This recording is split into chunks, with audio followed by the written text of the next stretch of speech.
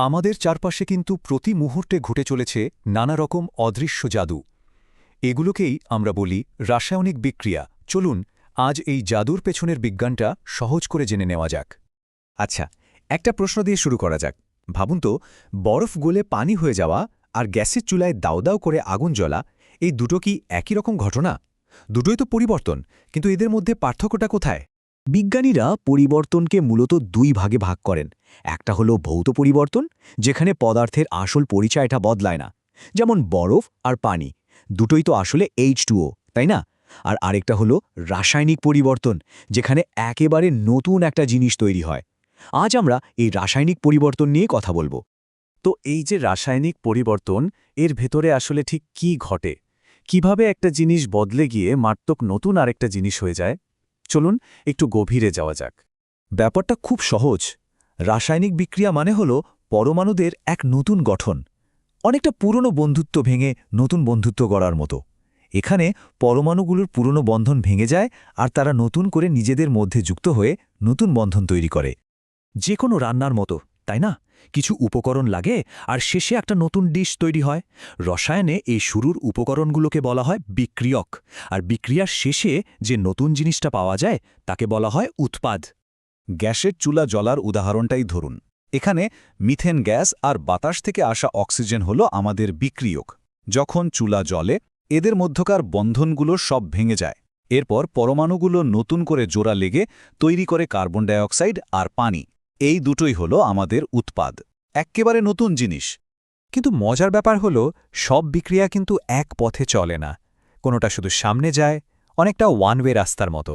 আবার কোনোটা সামনে পেছনে দুই দিকেই আসা যাওয়া করতে পারে। একমুখী বিক্রিয়া হল সেই ওয়ান ওয়ে রাস্তা।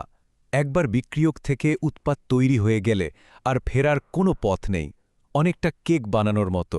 ময়দা, ডিম, চিনি দিয়ে কেক তো বানানো যায়, কিন্তু সেই কেক ভেঙে কি আর আগের জিনিসগুলো ফেরত পাওয়া সম্ভব? একদমই না। রসায়নে আমরা এটাকে একটা সোজা তীর চিহ্ন দিয়ে দেখাই। আরে ঠিক উল্টোটা হলো উভমুখী বিক্রিয়া, মানে যাওয়া আসার রাস্তা দুটোই খোলা। বিক্রিয়ক থেকে উৎপাদ তৈরি হচ্ছে, আবার সেই উৎপাদগুলোই আপাশে বিক্রিয়া করে আগের বিক্রিয়কও বানিয়ে ফেলতে পারে। এজন্যই দেখুন, এখানে দুই দিকে মুখ করা একটা বিশেষ তীর চিহ্ন ব্যবহার করা হয়। আচ্ছা, বিক্রিয়ার দিক তো বোঝা গেল। এবার আসা যাক আরেকটা ইন্টারেস্টিং ব্যাপারে, তাপ। সব বিক্রিয়াতেই কিন্তু তাপের একটা লেনদেন হয়। কিছু বিক্রিয়া আছে যেগুলো ঘটলে চারপাশ গরম হয়ে ওঠে, কারণ এরা নিজেদের ভেতর থেকে তাপ শক্তি ছেড়ে দেয়। এদেরকে বলে তাপোৎপাদী বিক্রিয়া। আগুন জ্বলার কথা ভাবুন, কি গরম লাগে, তাই না? এই যে উদাহরণে দেখুন, নাইট্রোজেন আর হাইড্রোজেন মিলে অ্যামোনিয়া বানাচ্ছে, আর সাথে সাথে প্রচুর তাপও বেরিয়ে আসছে। আবার এর উল্টোটাও হয়। কিছু বিক্রিয়া আছে যারা চারপাশ থেকে তাপ শুষে নেয়, ফলে জায়গাটা ঠান্ডা হয়ে যায়। এদেরকে বলে তাপহারী বিক্রিয়া। মানে বিক্রিয়াটা ঘটার জন্য বাইরে থেকে শক্তির যোগান দিতে হয়। যেমন এই উদাহরণটাতে বিক্রিয়াটা ঘটাতে বাইরে থেকে 180 কিলোজুল তাপ দিতে হচ্ছে। এতক্ষণ তো আমরা পরমাণুর ভাঙা গড়া আর তাপের আদান প্রদান নিয়ে কথা বললাম।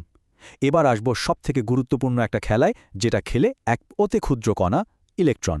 কিছু বিশেষ বিক্রিয়া আছে যেখানে একটা পরমাণু আরেকটা পরমাণুকে ইলেকট্রন পাস করে দেয়, অনেকটা বল পাস করার মতো। এই খাস ধরনের বিক্রিয়াগুলোকেই বলা হয় রেডক্স বিক্রিয়া।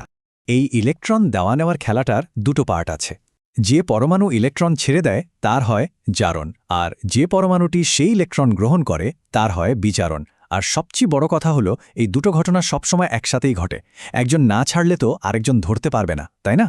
তাহলে পুরো ব্যাপারটা একবার গুছিয়ে নেওয়া যাক। আমরা দেখলাম যে রাসায়নিক পরিবর্তনে একেবারে নতুন জিনিস তৈরি হয়। যে কোনো বিক্রিয়ার শুরুতে থাকে বিক্রিয়ক আর শেষে পাওয়া যায় উৎপাদ। কিছু বিক্রিয়া শুধু একদিকে যায়, কিছু আবার দুদিকেই যেতে পারে। কোনোটা তাপ ছেড়ে দেয়, কোনোটা তাপ টেনে নেয়, আর কিছু বিক্রিয়া চলে ইলেকট্রনের আদান প্রদান। এখন মূল বিষয়গুলো তো জানা গেল। এরপর থেকে কি চারপাশের দৈনন্দিন ঘটনাগুলোর দিকে একটু অন্যভাবে তাকানো যায়? ভাবুন তো, একটা আপেল কেটে রাখলে কেন ওটা রং বদলে যায়, বা লোহায় কেন মরিষা পড়ে? এই সব কিছুর পেছনে কিন্তু লুকিয়ে আছে রাসায়নিক বিক্রিয়ার এই অদৃশ্য জাদু।